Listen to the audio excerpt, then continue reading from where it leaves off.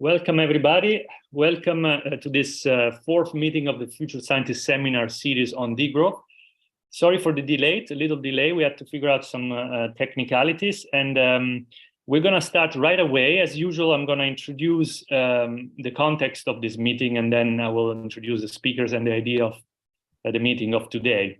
So this is, as I said, the fourth of a series of 4 meetings on degrowth. Organized by myself, Federico Savini from the University of Amsterdam, Leo van Kampenhout, that is here at the technical side, helping from Fossilfrij Netherlands, and Fabian de Blander, which is not here with us today, working on his PhD, but part of Scientist Rebellion and Extinction Rebellion. The 4th episode of this series today will deal with degrowth in the Netherlands, and actually we will dive deeper in the meaning of this concept for the Netherlands, for policy, for practice, for activism, and civic society. We'll try to cover it all if it's possible. It is the closure of 4 meetings, of the other 3 meetings. The first with Krelis Rammelt, we introduced the topic of degrowth, and we basically explained why degrowth is different from green growth. The second meeting with Miriam Meisner from the University of Maastricht touched upon the multiple dimensions of degrowth, all the different basically topics that are attached to this framework, from the commons to work, to minimalism, to climate and social justice, to the state, et cetera, all different possibilities, let's say, of developing this term. And the third meeting 2 weeks ago was with Nick Fitzpatrick, and there we really dived deeper on the concrete policy tools that degrowth mobilizes. And in fact, we came to know that there are more than 500 policies available out there, more than 100 targets, tools already discussed in the literature that can be used tomorrow, hopefully. We are gonna today talk about indeed how we can use those tools, and I will guide you through the discussion. And to do that, we invited 3 speakers which are active in the post-growth, degrowth debate in the Netherlands. I'm going to introduce them now together, and then of course I will give the word to them. Specifically, I welcome first of all Faiza Oulahsen. She is Department Head Climate and Energy at Greenpeace Netherlands. And she is a campaigner, activist, and was part of the so-called Arctic 30 that were indeed jailed in Russia in 2013, as I understand. Welcome, Faiza. We have then Felix van Hoften.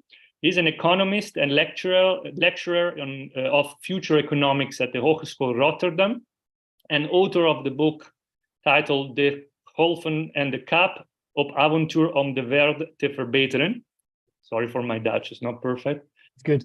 Welcome, Felix. Thanks. And then Paul Schenderling is an economist and advisor at Berenschot Consultants. He's founder of the Postgroei Network. Please check the website as well. And main author of a book collectively written with others called Er is leven naar de groei. Welcome, Paul, as well. So what we're going to do is that I asked the speakers to give a icebreaker pitch. I asked them to reflect on what the word degrowth, the idea of degrowth, means from their own perspective. So from the perspective of their expertise and profession. So I will give the word to Faiza first for 3 minutes. Then we can go with Felix and then Paul. And before to start, again, usual communication. The audience can write questions on the Mentimeter link that is below the YouTube video you're watching. We will collect those questions and I will give this question to the speakers. So please start right away because we will not have many presentations. We will start with the debate very soon. So you can already pose the questions. So Faiza. Okay, thank you, Federico. Thank you for having me. I want to say something briefly about activism, because I think that's what is driving us to be all together here. Activism, to preserve and to protect our planet. And I believe that activism is crucial when it comes to bringing about any form of social change. 50 years ago, that was the start of the environmental movement. That's when a lot of the which we know now as big environmental organizations such as Greenpeace started. With Greenpeace, it started with, to be honest, in all fairness, with a bunch of hippies in Vancouver that were protesting against nuclear testing.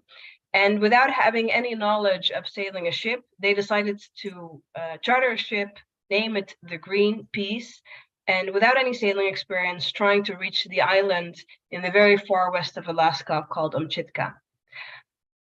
That island was supposed to become the scene of nuclear testing.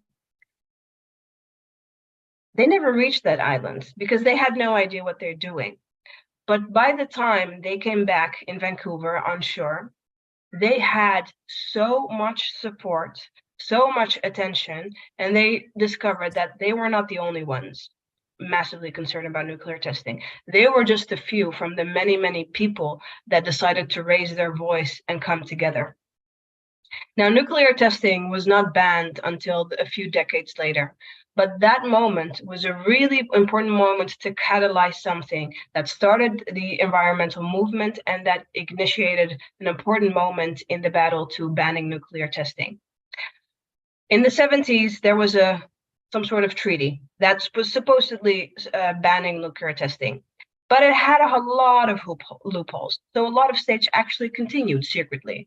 And then after years of action, I think when we caught a state red-handed in dumping nuclear waste on sea, there was a lot of drama and opinions all over the world that this may never happen again.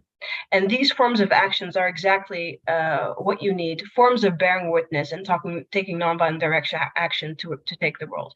Now, did these Greenpeace hippies invent that? Absolutely not. They were inspired by people like Mahatma Gandhi, by people like Martin Luther King, who very well understood the notion of bearing witness and undertaking nonviolent direct action, and that's a way to raise your voice against the establishment, against institutionalized powers. And yes, it takes a lot of time, and we climate activists are often impatient, but that's because we know we have no time to waste, and that's because we also know that in order to bring about change, it takes a lot of time. So I'm really very much looking forward to the debate tonight, and I hope we can put some activism in the degrowth debate. Very good, thank you, Faiza. Felix. Yeah, hi guys. I'm Felix van Hoften, lecturer, researcher at Rotterdam University of Applied Sciences, Hogeschool Rotterdam, and I'm in the purpose economics movement within our university. So a couple of years ago, some of us thought that economics education should change, right, within our university. And for me, this came already about in 2014 into 2015 when I joined Rethink Economics, a group of students and lecturers that came together who thought, well, we have to rethink our economic structure and economic paradigm. And I brought this basically to our university. And together with Kees Klomp, we are developing different minors and bachelors within this field of purpose economics, and a little bit wider than degrowth, but definitely my specialization is degrowth. Developed a full minor around this topic, and also starting research activities in this. And my focus 100% is education. So I think education is a really good tool to get people informed and also to get people activated. I see this every day in my class, and when I tell my students that the effects of economic growth on our society, on our ecological parts of society and social parts of society, yeah, they always look at me with, why didn't we know this earlier? And why at the end of our study in our minor, 4th, 5th year students, why do we hear this now? We already have been studying the economy for 4 or 5 years, right?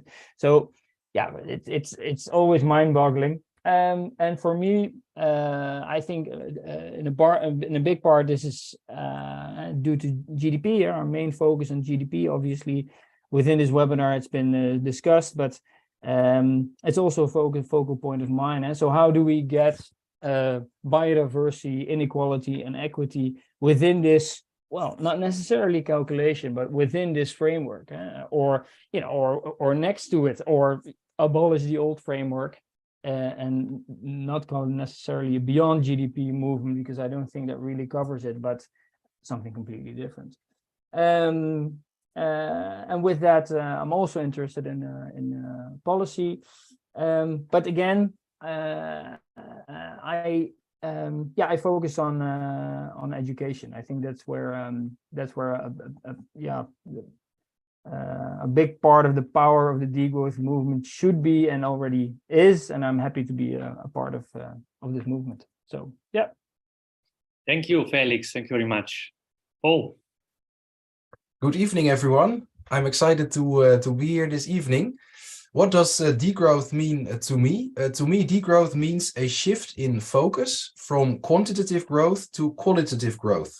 With this, I mean a shift in focus from consumption growth, material growth, to a growth in quality of life. And I think that is mainly a cultural question. And the good news is that according to the European Value Survey in the Netherlands, recently a paradigm shift has taken place. For the first time in 30 years, more people in the Netherlands have a post-materialist values on top of their list rather than materialist values. So I think that this cultural shift is already taking place. That's the good news. However, of course, this cultural shift is not enough. It should be supplemented and facilitated by a shift in policy. I did a lot of research with a group of 15 people to this policy shift. The main point that we make in our book, Er is leven na de groei, is that a shift in tax burden is necessary from labor to consumption, specifically to the most environmentally damaging forms of consumption, meaning consumer goods, mobility, food, especially, of course, meat and dairy, housing, and aircraft. So this is the policy shift that we propose, and we have a lot of details about this in the book. And I think that we should try to make a next step after the cultural shift to the policy shift. And let me finish by adding 2 brief points about the next steps that can be taken in the public debate and also in the policy debate. The 2 points I'd like to make are, first, we should attack green growth. The green growth paradigm is currently dominant in policymaking. It is based on wishful thinking. That's my short summary about the paradigm of green growth. And I think this is the weak point of current policymaking. And if we attack green growth, then we can accelerate the shift in focus that is already taking place. And the second point is we should have a value-driven paradigm that is positive and hopeful about a new society that we can create when we shift our focus both culturally and in policy making. And this positive story, this value-driven story, can present an attractive vision to people in order to persuade them that a new policy is necessary. Thank you. Thank you very much, Paul. So thank you, all of you three. Let me, in the questions are already coming in, but I had one very broad question which comes back all the time we talk about degrowth. So what we know is that the term degrowth is not very much liked. It's considered somehow a bad term for a policy and cultural change. People associate it with loss, with losing quality, losing quantity, losing quality of life. So what do you think about this term, degrowth? Do you think it is working or is not working, or do you think it would be better to change it, and in what way? Who would like to give a feedback on this? Felix, and then Faiza. Yeah. Yeah. So when we translate it to Dutch, it's ontgroei, right? And I really like ontgroei. I think that's actually a better explanation of what we're talking about. I don't dislike the term degrowth. I think it's a very good debate starter, right? So everybody gets an initial immediate feeling and or opinion with this. So it's a good debate starter, but I also do realize and understand that it takes a while for people to get used to it and to understand it.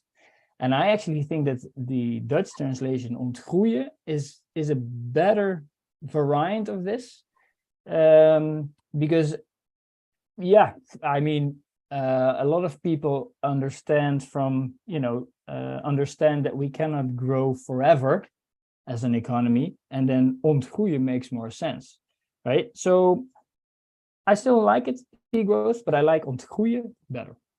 Okay, Faiza, you had also. Yeah, a lot of thoughts. Beginning with somebody I quote often, and I think is very inspirational. I think if Naomi Klein would be here, she would call that response to degrowth, like, ooh, that's not good thing. She would call that the triumph of neoliberalism. And that's what we're dealing with.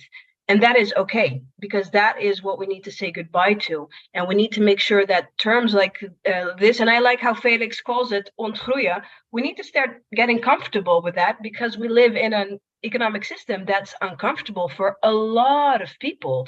And that growth that we've been seeing, which some people have been profiting from, well, that profit is very often at the expense of another. And that other is, unfortunately, very often of color, female and or poor, often living in the global south, and so on and so on. Let me give you two examples. A few years ago, the environmental movement was actually struggling to really talk about aviation, because, neoliberalism has reduced everything to not us being citizens, but to being consumers. So what if we say something about aviation? Don't we make people feeling guilty for just taking a plane and, after saving for a whole year and going to Mallorca or to wherever? And then we said, we need to get through this. We need to put the responsibility at the big polluters, like the government, like Schiphol. They're not the economic motor of, they're not the motor of the economy. And we started to break this myth. It took us 3-4 years, but now talking about shrinking, crimp is becoming the norm. And the same thing we see happening when it comes to cattle. So in the Netherlands, I think most people know, we have a ridiculous amount, like the number of cows, chicken, pigs, and so on, which is not very sustainable, is insane. And now it's painful to have that debate, but we're normalizing it. So I would say, let's normalize degrowth. We need to start shifting the minds. Very good. Paul, your network is called Postgrowth. Can you give a thought about the word? Yes, I think conceptually, degrowth and postgrowth are, well, nearly the same. That's also what we elaborate on in the book. So conceptually, there's no difference. In communication, there is, I think, a difference. Postgrowth literally means the era after growth. So it is kind of welcoming term. So there is a new era, and what does the new era bring? And so that gives you the invitation to tell the value-driven story of the new era and what it can bring to people. So I think it raises expectations. It's also what the title of our does, Life After Growth. Oh, well, so there is something after that. And then you can tell this positive story. However, we should combine, which is a point I made earlier, stark criticism of green growth with this positive vision. So I think the strong point of degrowth is that this criticism is stronger. So we can no longer afford to grow any further because we have a huge planetary overshoot. We cannot take responsibility for that anymore. So I think in the ideal communication, I would combine these two elements, this criticism, which should be strong, and also this appealing vision. If I understand correct, yeah, Faiza. Yeah. The one last thing, I think we need to start, turning the questions around. If we would start getting into degrowth, who are the ones that are actually going to lose? And I think that's maybe something we need to shed light on. So if I understand correctly, in fact, postgrowth says we can't grow infinitively. Degrowth says we actually need to shrink, to reduce things. We need to start thinking in terms of reduction of certain sectors.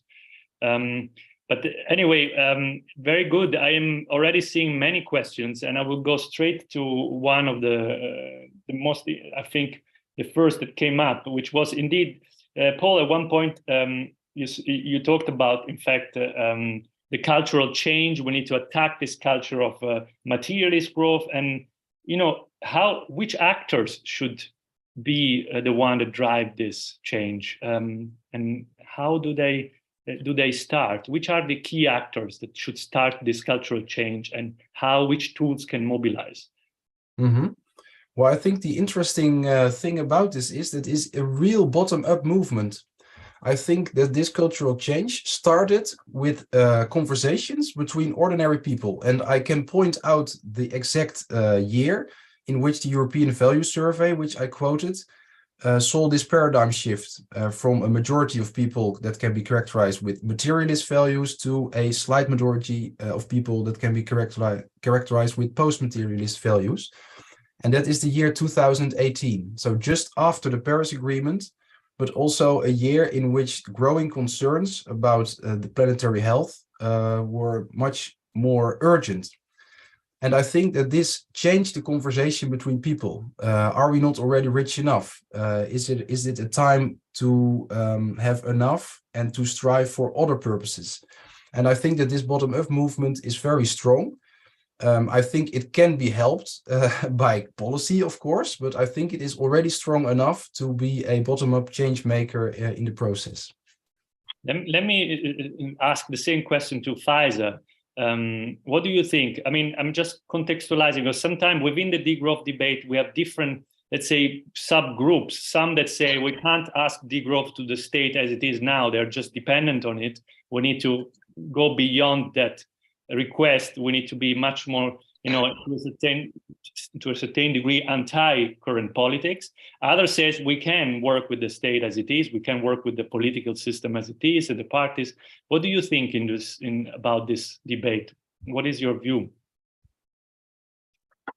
Okay, that's an interesting question. Let me first start about how, because that was your initial question, right? How can we get this to be more accepted? Who needs to do that? In any campaign, any form of social change, what is crucial is you have whether it's a grassroots group or any type of stakeholder in society that starts, making noise around this concept. I think this is already happening. What is crucial in any type of social change is that at some point that message starts spreading and you have different messengers. That is in my work when I campaign. At some point, it's not Greenpeace or some sort of climate activist that needs to share the message. It needs to be the scientist. It needs to be, the parents, the this, the that, all these different stakeholders. So I think that's crucial. If we really want this to evolve, the message needs to be spread and needs to come from different corners in the country. Because yes, I mean, I think the conversation, whether we should have this with the government or not, or with political parties, I think that's not even the most relevant question. I think it's about how do you make sure that their constituencies start talking about this and make sure that their political party starts the conversation about this. Look at, for example, universal basic income. This was something, I would say a few years ago, was very much frowned upon. It still is. But it's already seeping through the cracks of the doors. It's starting to enter multiple political parties. It's starting to enter also the public domain and the political domain. And I think that's really important. And that needs to happen with degrowth as well. Thank you. I would like to add. Yeah, I would like to add something. So I'm a fan of the transformation theory by Dahle. And Dahle says, grassroots is 100% super important, but he also acknowledges that there are more actors in society you might need for big changes that need to happen fast, right? If we need to wait for the big mass in grassroots, we might be too late, quote unquote, right? So, and Dahle basically says we need as much actors as possible, right? So if that is top level, side level, or grassroots, it doesn't really matter. And he also shows that the transformation initiatives, when they have to be fast on a grand scale, that you often need different actors than besides only grassroots. Yeah. So when I came to the Netherlands, I came across the word of poldering in order to explain how this is. It's something we don't have in Italy. And so how do you deal with the poldering when you talk about having many actors and talking about climate and degrowth? I'm really outspoken about this. I don't think you do. Polder is it's very Dutch. It's something that used to work for the labor unions. And the corporations to have this debate about like minimum salary, the wages, working hours, all this stuff, because the government and the political parties didn't want to deal with it. They wanted to have the businesses, the corporations, and the labor unions deal with that. That's how polder existed, and it worked for many years. But right now, during the climate crisis, and polder, they've tried to introduce that 10 years ago during the energy agreement, Energieakkoord. The governments tried to introduce that model when it comes to, okay, how can we get the energy transition off the ground? It kind of worked in starting off and kicking off building windmills. But when the climate debate started to expand to different sectors where it was much more painful, other than just dealing the inevitable transition of energy companies stopping coal plants and going into wind and solar, we were talking about agriculture. We were talking about the energy intensive industry, like the chemical industry, steel industry, and so on.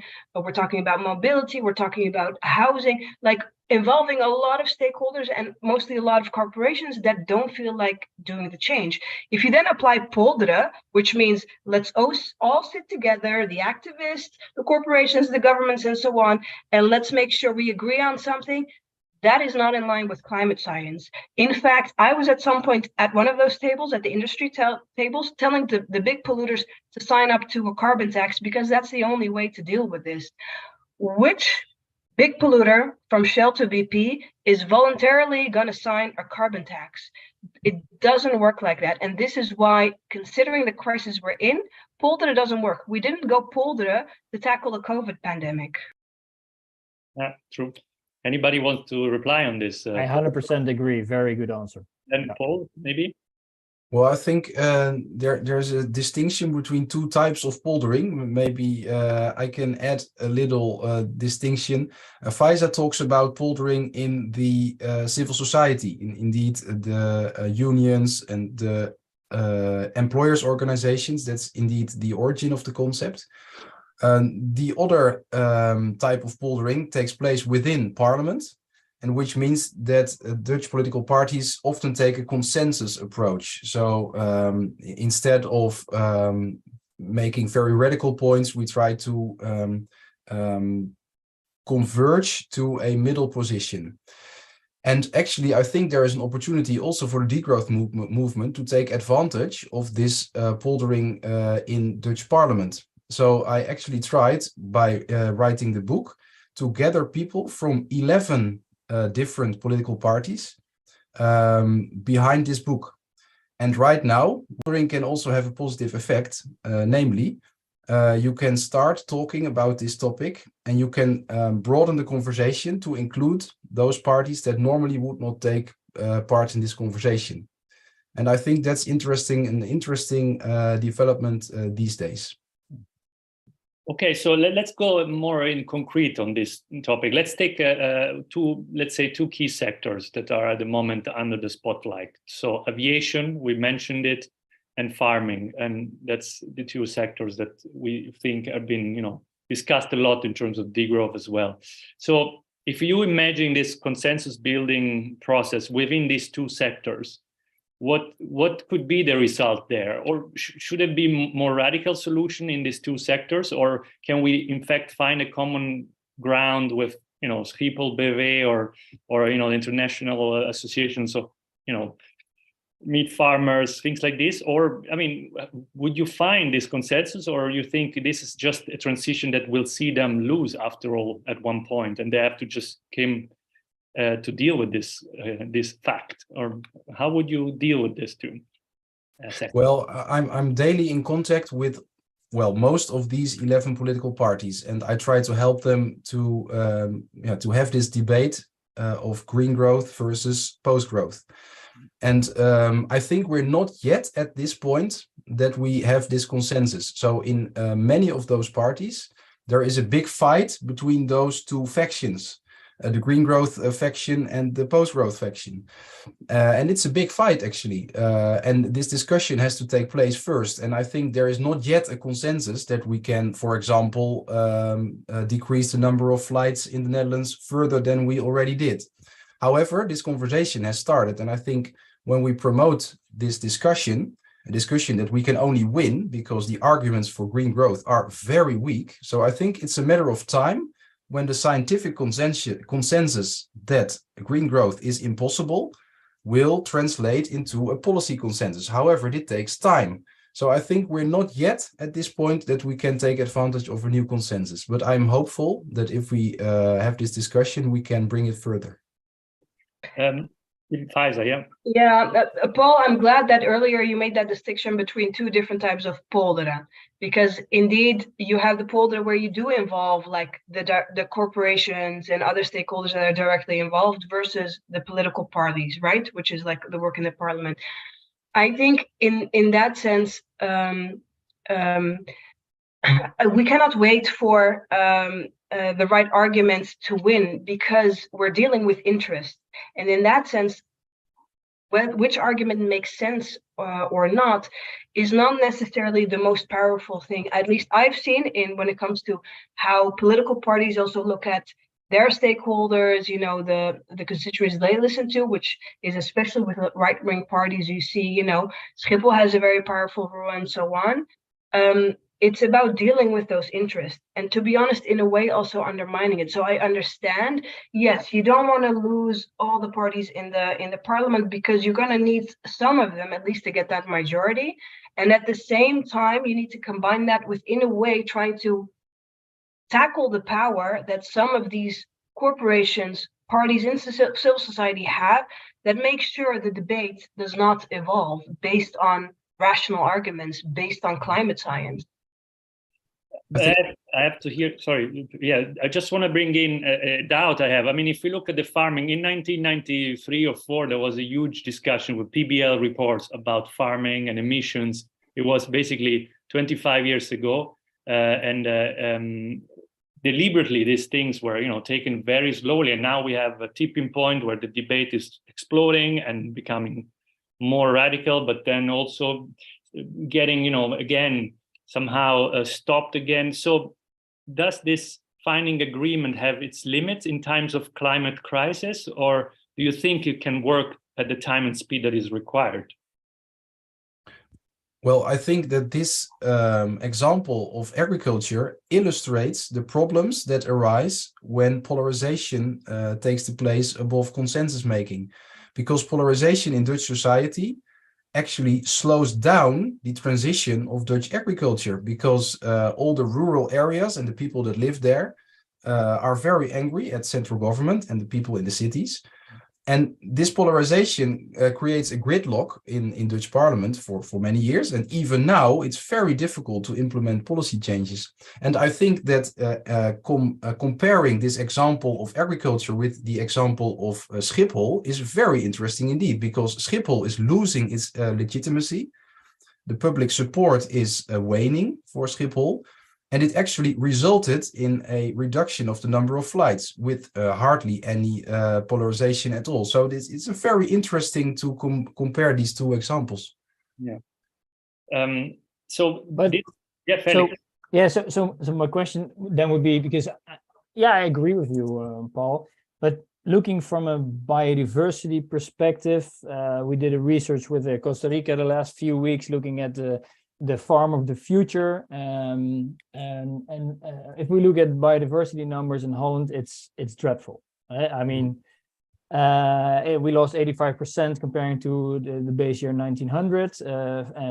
Of the 15% that's left, 5% is under a lot of pressure, which means 1/3 of our species in Holland are under a lot of pressure, mainly because of our food system, right? And mainly because of agriculture. So we have 100 million animals in our country. So that's an insane amount. And we look at the time issue. So I believe in what you're saying. I'm just questioning, wouldn't the polarization have happened anyways? That's one. And two, if we're going to polar this, you know, it might take another 20 years and then our national treasure, the Veluwe, is lost. So how do you see that in time perspective? Yeah, it's a very good question. I think the first question I can answer, the second maybe not. But the first question, I think that this polarization could be avoided actually, because specifically the public opinions by one Dutch politician, Geert de Groot, infused this polarization. And secondly, a very stupid policy mistake, this Dutch map, which farms should close, also created a lot of extra polarization. So I think when a more careful approach had been taken, it could be avoided. But is that poldering or is that just a better communication? I make the questions. Sorry. It's okay. Otherwise, we lose control on the question of the audience. Sorry, Faiza. Yeah, I must disagree with Paul's analysis here. That because of that statement, and it led to polarization, therefore it got stuck. No, it was a catalyzer. This was you know what I said at the beginning about mind bombs and catalyzer? That is exactly, in Dutch we say knuppel en hoenderhok. That is what sometimes needs to happen in order for things to get moving. Because honestly, if he didn't do it, and yes, it was very high risk, but there would not have been any pressure in mainstream parties like the Christian Democrats and with the ChristenUnie to look into the mirror, be publicly a bit shamed, like, hey, you're maintaining this system and it's destroying nature. So because of that, they were forced in the negotiations for the new cabinet deal with this. And I agree with you, it's very polarizing. And I think if they done it with a bit more respect and certainly towards the farmers, but this is where we see, kind of like with aviation, but not as dramatic, it's shifting. And while it's shifting, like where you have a minority, in favor of reducing cattle, it's going towards the majority, but that process is painful. And we're seeing that painful shift. So I don't think polarization is necessarily a bad thing. It's sometimes something we just have to go through. Clear. So there's another question about, in fact, lobbies and actors, the losers, the winners of degrowth. So one of the main problems with the debate, as far as I see, is that some people seem to argue that we do need growth in order to be green, indeed, in order to do some of the policies that the degrowth movement may also claim of. So it seems to me a way to actually not open not talk about the big elephant in the room, which is wealth and taxation and redistribution of wealth. So if we would take a degrowth approach in the Netherlands, which groups are the ones that would have to give more, to lose more, to be taxed more in order to take the resources and put them in the economy of the well-being that Paul was describing, in your view? So which are the groups that we would have to target in that sense, if any?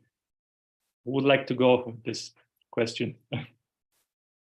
Nobody wants to answer it? Okay. Yeah, well, okay. I think it starts with the analysis which groups you don't want to hit. You don't want to let them feel the effects of degrowth policy, right? So, and obviously we know from a distribution, inclusion, equity, or income inequality perspective, based on Piketty, I mean, we know that it's a big problem. We know from a wealth perspective it's a big problem in the Netherlands, and we know from an income and wealth perspective it's a big problem all around the world, right? So if we look at the lower scales of income distribution, we need to protect those groups.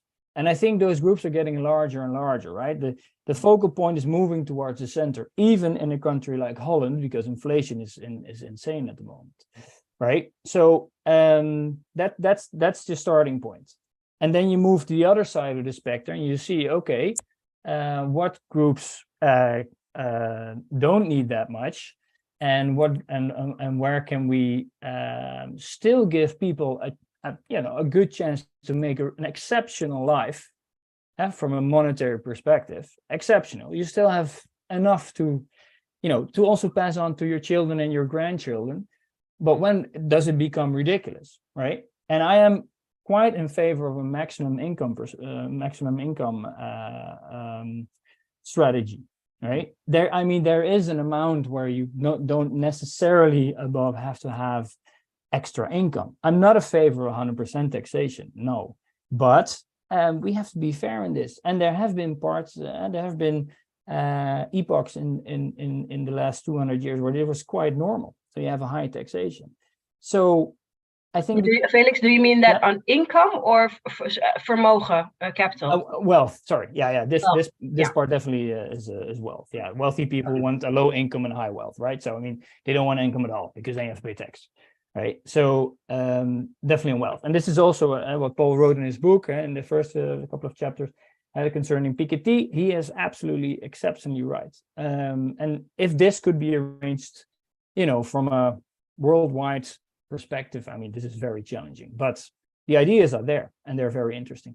I mean, it's just to say there was a study today on the Volkskrant, in fact, that was showing that the labor fraction of the national income is lowering relative to the capital one.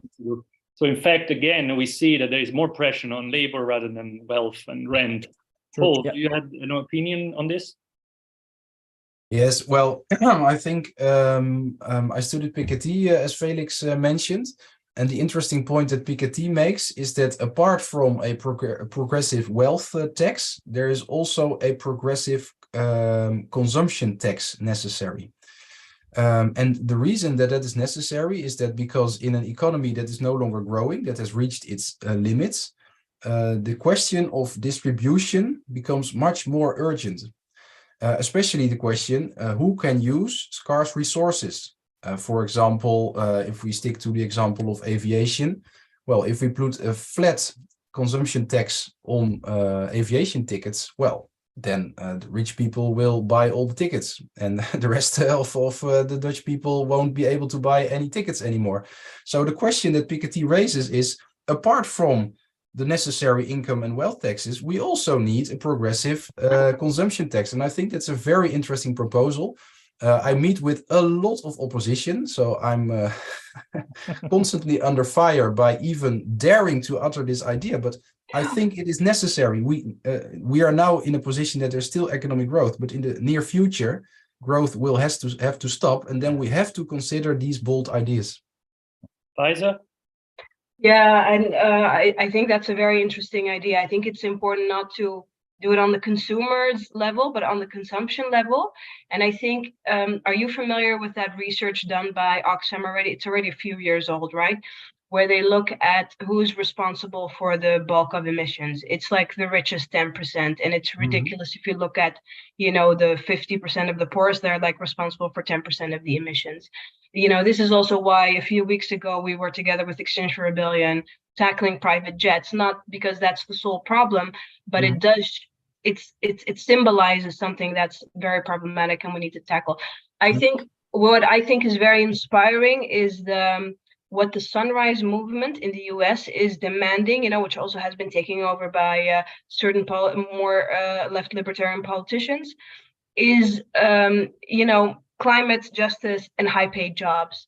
And this, I think, comes forth in some examples I've seen with Amazon workers that don't have great conditions, don't have well-paid jobs, and they're fighting for the right to be unionized. But at the same time, they're combining that with demands from their corporations and doing climate walkouts, which I think is really interesting. So these are interesting examples. What if we would indeed be able to democratize these type of corporations, right? And this is when Felix is talking about people with wealth, and I would like to add to that people with power in corporations, board members, shareholders. What if we take away a bit of the power? I'm sure maybe those are the people, Paul, that are angry with you and tell you to not say anything. But I think these models could be indeed very, very promising, and can, I think, maybe be part of the change we need into, going from linear to circular. I mean, imagine, like, for example, the clothing industry, the apparel industry, it's one of the most problematic industry on all aspects. What if, the women in Bangladesh, they're making all these outfits for almost no money, they get to have a bit more say in their working conditions and salary? That would be a game changer. And H&M would not survive that, probably not with the prices they're selling the clothes. Yeah. Very good, thank you. So I'm going to give you, based on this answer, there are two related questions in the chat. The first is about, in fact, consumerism and the culture of consumerism. So somebody is pointing out that basically the media, the exposition to advertisement, our culture is all based on the idea that consumption makes us happy, and we have to increase that. So what policies would be required now to dismantle that culture in that sense? on advertisement, on media, or the way media should work. That's the first impression. Maybe I will ask one to answer to this. The other question is indeed about the role of the state that was brought in. So to what extent does degrowth need a nationalization of industry? To what extent it needs basically to reduce the influence of private sector and profit in the provision of basic services like, in fact, land, water, energy, banking, things like this. So who would like to answer the first and who the second? Felix? First. So, well, I would love to see an experiment with strict rules for open advertising, right? So we want to change a culture of consumption, ideology of consumption, paradigm. Okay, good. Let's try this, right? So first of all, in public spaces. So why do we need to see so much advertising in public spaces? I don't really get it. Why does the bus need advertising with almost naked women?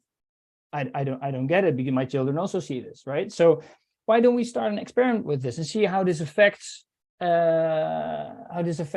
well, first your behavior, but I also think your well-being would be super interesting. Another experiment, maybe a bit bigger, would be to stop with children's marketing.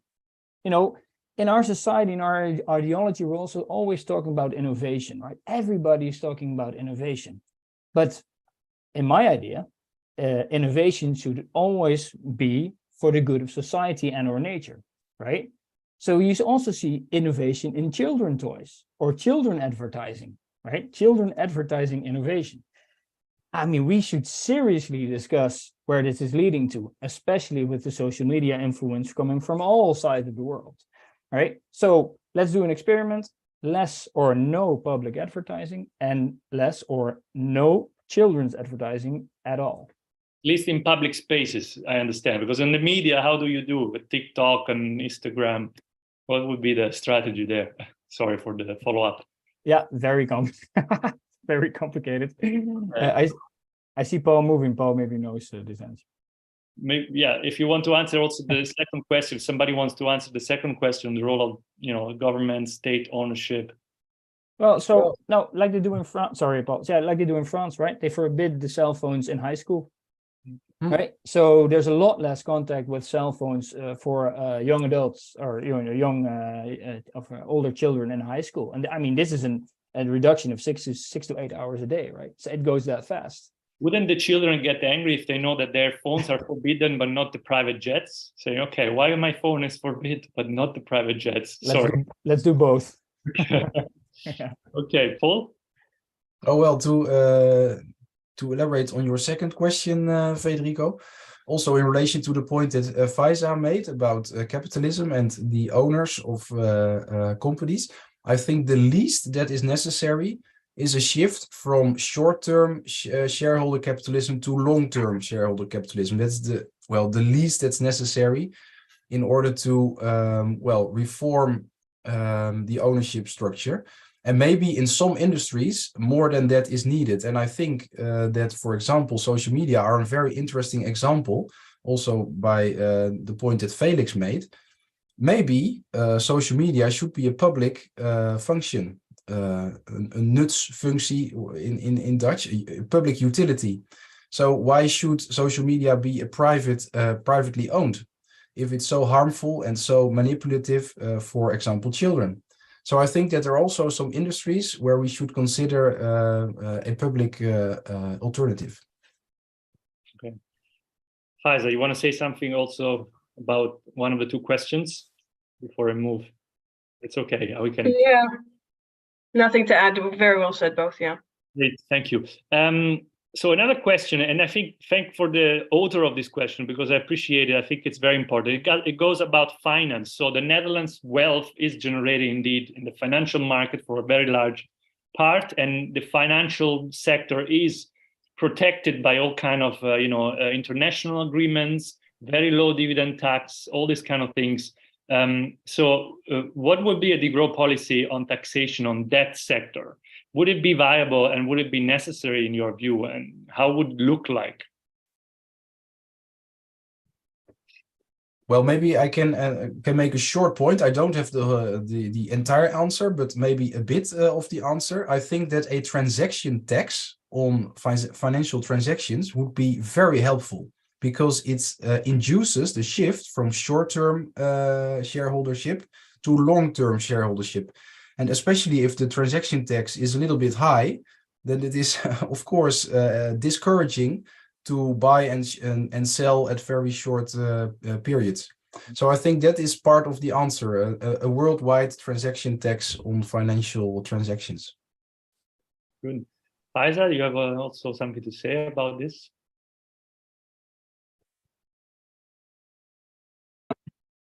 I think that's a very clever idea. I think that could be very, very disruptive. And I think I think it's pretty easy to point out in the Netherlands, at least. I've done a little bit of work on the financial sector, and we just have quite massive pension funds, right? That have a lot of that invest a lot of capital, mostly overseas, outside of the Netherlands. So what if you can think of all sorts of rules and regulations that can apply on that, whether it would make it more circular and less linear? That's hard for me to say. But I think you can definitely oppose certain rules when it comes to divestment, when it comes to acting in line with 1.5 degrees. I think we're still very, very careful with that, and I think there's still a lot of room for ideas and a lot of potential to apply things like the transaction tax, but much more. Let me develop at this point with another question. So one of the critiques of degrowth to growth is that it reproduces a relation of dependency between the global north and the global south. So it kind of makes the global south somehow exploited and dependent on the growth of the global north. So we heard about this critique already. I mean, international trade agreements, these kind of agreements are essential for this relation of exploitation. And the Netherlands is a champion in international contract law for these companies that indeed are related to environmental exploitation in the global south. I mean, maybe I'm putting too much for my opinion, but there I think it's also a point to start. What would be your opinion on this, your view on this type of sector? Does the Netherlands needs to break these ties? If it is, and how can we in fact have the draagvlak for this, if there is any need of that? Would like to answer. Maybe it's technical, but well, personally, I'm very interested in this social aspect of the worldwide problem. So I did personal research to the question, how many people in the global south work for Dutch consumption? And the answer is really shocking. 10 million people in the global south work for Dutch consumption full-time. That's a huge number of people. So apart from the extraction of global resources from the global south to the global north, there is also a huge extraction of cheap labor from the global south to the global north. And I think that apart from contract law, also international trade agreements play a big part in this, especially worldwide trade liberalization. I'm an opponent of worldwide trade liberalization because it asks from the countries with that are lagging behind the countries with lots of capital to compete with countries with much capital, which is very unfair and which gives them no chance to promote their economic development. So I think we should reconsider the global trade liberalization and replace it with a system of regional trade liberalization in which this regional blocks can develop separately. Okay. Yeah, and can I add to that? Because I worked a little bit on trade during during TTIP, that massive agreement between the US and the EU that luckily the US and the EU that luckily didn't happen, and which was fascinating because when I was looking at that treaty, it's like many other trade treaties, it's some sort of race to the bottom.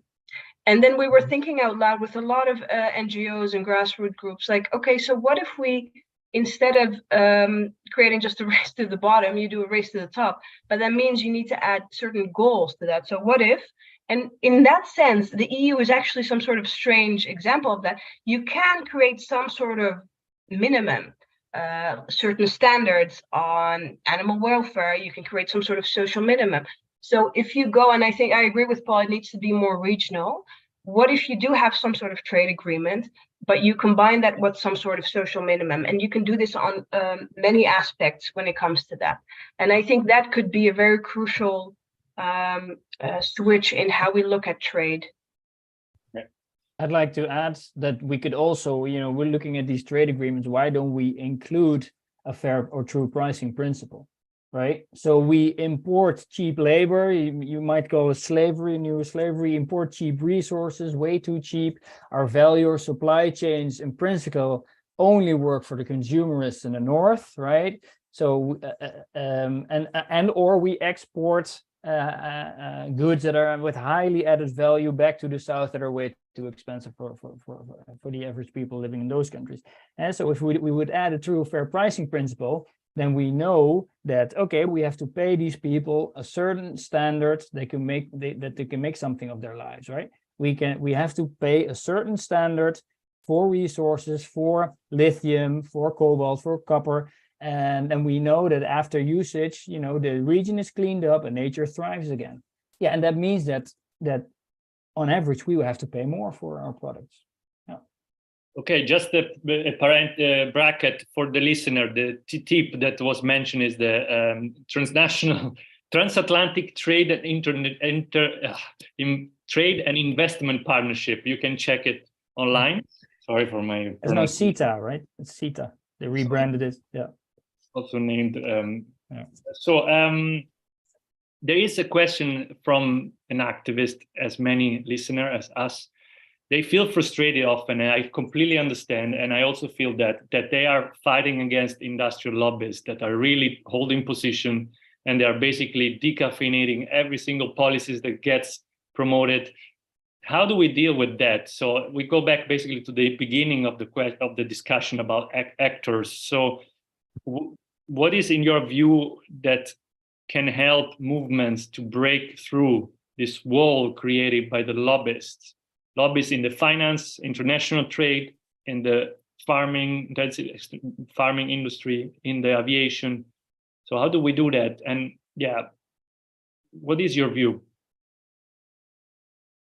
I think the answer to that is very, very simple.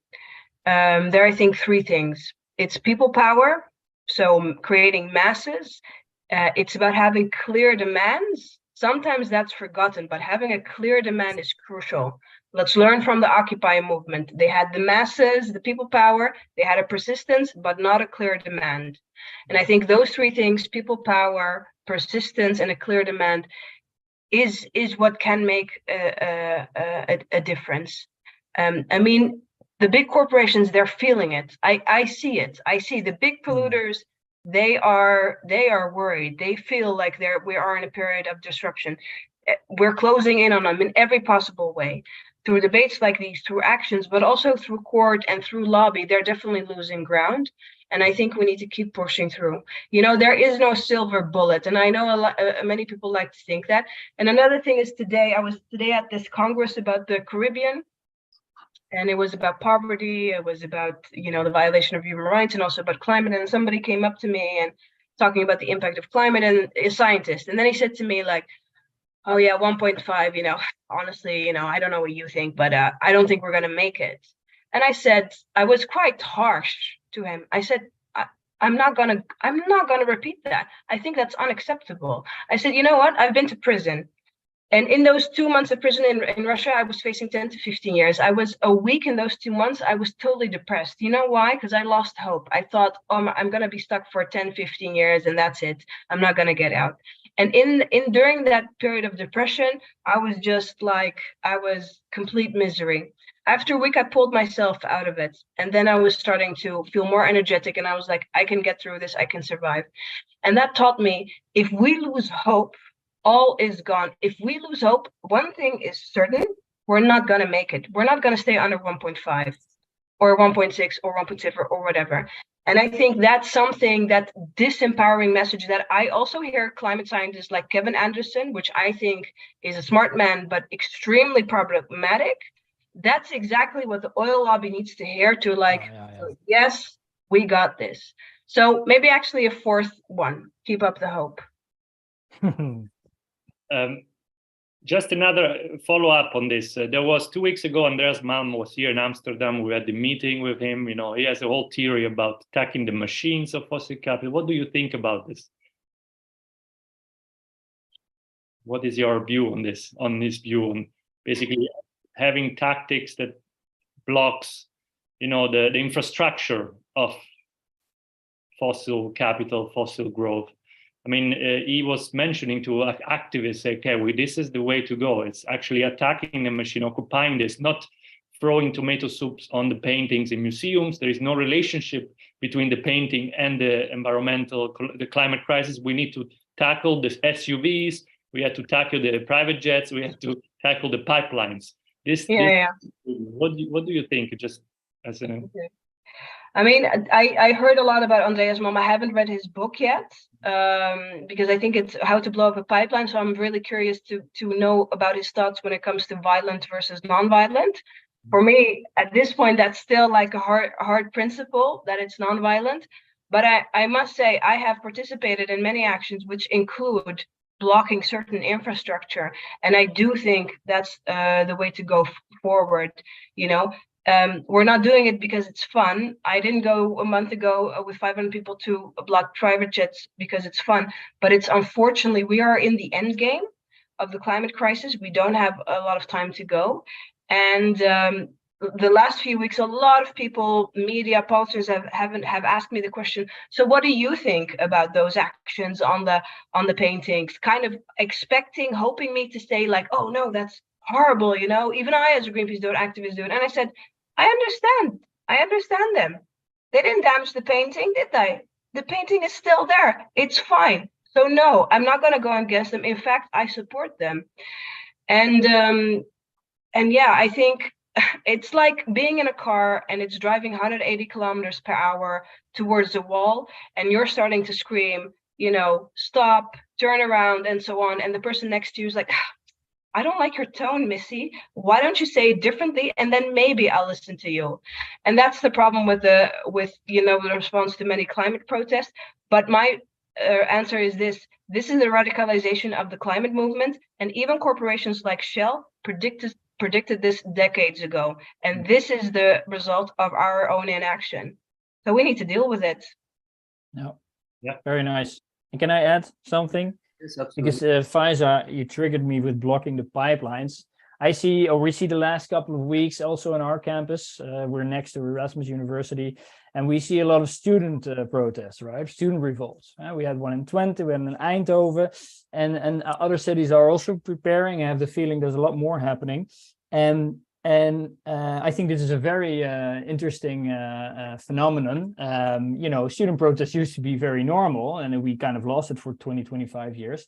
But blocking the pipelines, new employees of Shell or other big companies that need hundreds of new people every day, right? This HR machine is insane. These students are getting other students, you know, interested and motivated to not work for these big companies. So this is also a movement of blocking these pipelines.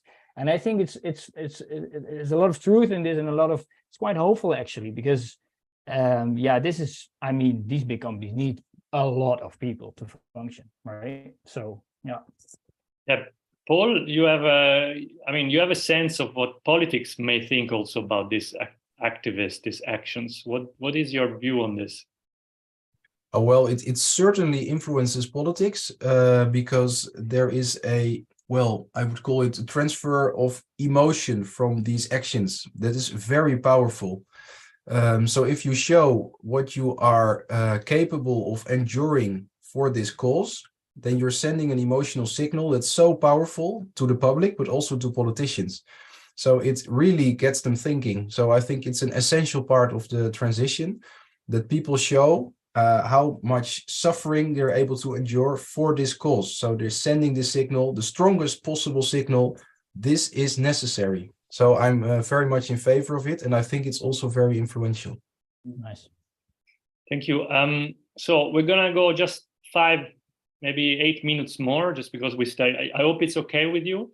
There is one question which I think goes back to the debate on the narrative.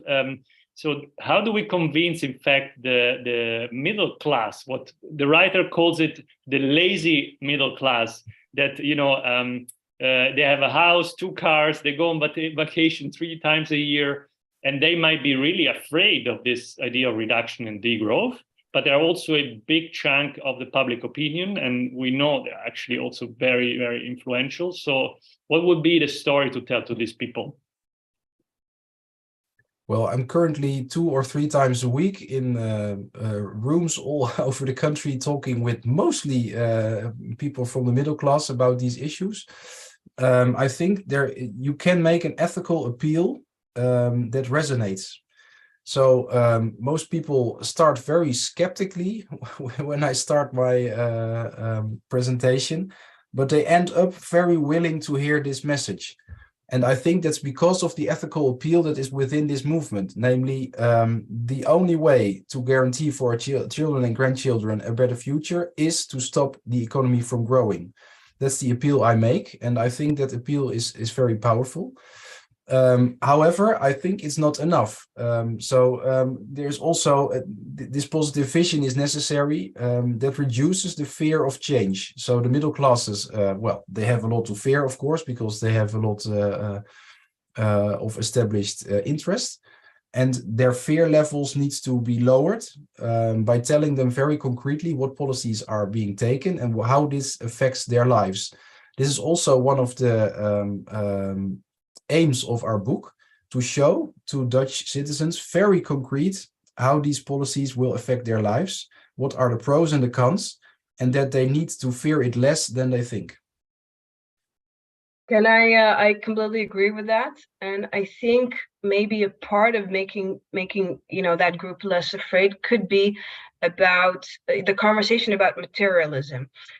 Often when I hear people speak about materialism, they do that in like a negative way. We're very consumerist.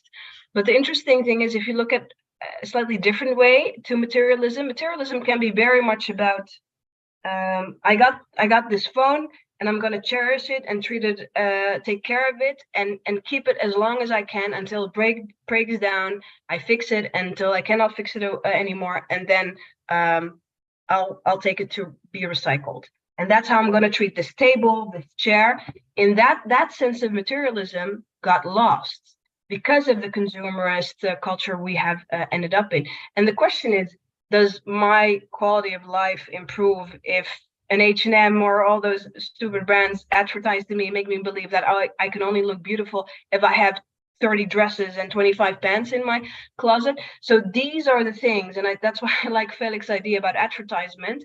We need to, I think, introduce the redefine materialism and link that to the quality of life.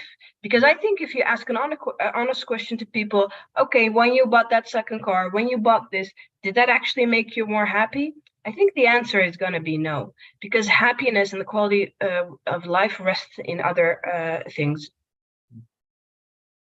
Maybe I can add also my impression on this. I have a feeling, this is a debate also I encounter a lot. I have the feeling that it also would help to tell them that there is a proportionality in the way costs of this transition is distributed. We know that 10% of the Dutch population owns 64% of the wealth. Also in this country, there is a disparity. So telling the middle class you have to give up everything without saying, look, people who own more than you are also giving up a larger portion, that maybe linking the justice issue to the transition could also be a strategy, a communicative strategy, going back to the wealth issue that we tackled before. Yeah, and showing them the positive proposals that are there that work, right? So reducing a work week, right? So if we have a 3-day weekend, I think not a lot of people are going to object this. We know that we work less, we emit less CO2, there's less pressure on biodiversity, right? The world gets better, literally, but we, from a well-being perspective also, so we get happier, we have more free time with your family and your loved ones. So if we tactically communicate these positive positive proposals from the degrowth industry, I think it's very possible that that the degrowth gets accepted faster in the near future. Yeah, it's like what Tim Jackson says: we need to invest in the economy of care, creativity, education, health, all these services that make people being well, and they can increase. They are non-materialist, non-environmentally impactful. So it seems like that could be an agenda of the future of the Netherlands. I guess. I'm sorry. Now I'm getting late in the evening. I'm getting moving from the moderator to the. I'm sorry for this. I hope you don't mind. But there is last question, which goes back a bit to the beginning, and I think it was also came up also in the last meetings. It's about education. In fact, Felix, you introduced that theme. How do we mobilize our students, our children? What do we need to teach to them? And let's have a closing statement on this. How do we basically educate to a culture of degrowth? What would you do if you have to do it tomorrow? Let's put it this way. Let's start around. Felix first. Yeah, so we've thought about this a lot. So first of all, get ecology back in the classroom. So not in primary, secondary school, but also in university. Every study should have some ecology in the classroom. Go out in nature, fall in love with nature again. And we know that when young people are a lot in nature, and I say young people, from 19 years old and older, we kind of lose nature when we're a bit in adolescence, and we have to fall back in love with nature. And when this happens, people take nature into account more, right? That's one. Two, everybody's part of this economy. So when you don't understand the economy well, it's really hard to make good decisions on this, right? So from an individual, but also from a systemic perspective, right? So I'm also a big favor of having some form of pluralistic economy and a lot of different studies at university level as well. And not the neoclassical approach, efficient allocation of scarce resources. Again, a high component of ecological economics, a high component of inequality economics, and equity, right? North-south divide, etc. I know not all studies can do this or handle this, but we see this. I see this every day in my classroom, right? So students come in, they're quite skeptical, like what Paul said, right? They're quite skeptical. I might have students who vote on the opposite side of what we're talking about. And I'm telling you, after 4 months, they have completely transformed, right? But only with doing research and telling facts about the status of our planet. Right? And this really, really, really works. I 100% trust this. Okay. Paul? Yes, well, I would like to say that Felix made very good points there. So thanks for that. I taught in Tilburg University the subject of economics.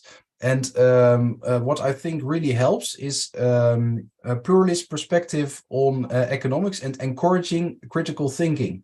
Sometimes I'm a little bit shocked that young people don't seem to realize that there is an alternative. So I think critical thinking needs to be fostered. Even the young climate movement with the Young Climate Agenda 3.0 did not include the degrowth or post-growth concept. And the reason is they are not being taught at university that there is an alternative. So I think that is a huge problem. And at Tilburg University, I taught economics from 9 perspectives, from Schumpeter to Marx and every perspective in between.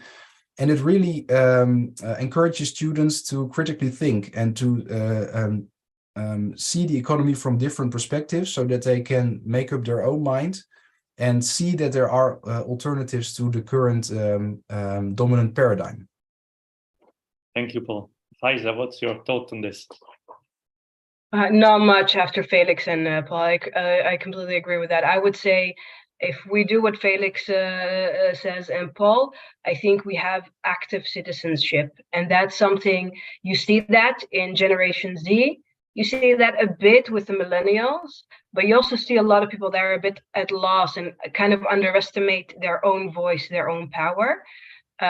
because of the system we live in. So that would be my addition. If we do that, I hope that we can then spark active citizenship. Very good. Thank you. This, I think, is a great concluding statement for actually the whole series. I thank you again, Faiza, Felix, and Paul, for your time this evening. I really hope the audience will, save this video, use it again. It's going to stay on YouTube. You can disseminate it. Also, the other videos are all available. And thank you again also for following the whole series. We hope that the degrowth idea will spread even more after this. And thank you again, and good night, everybody. Thank you. Thank you, Federico. Thanks. Bye. Good night.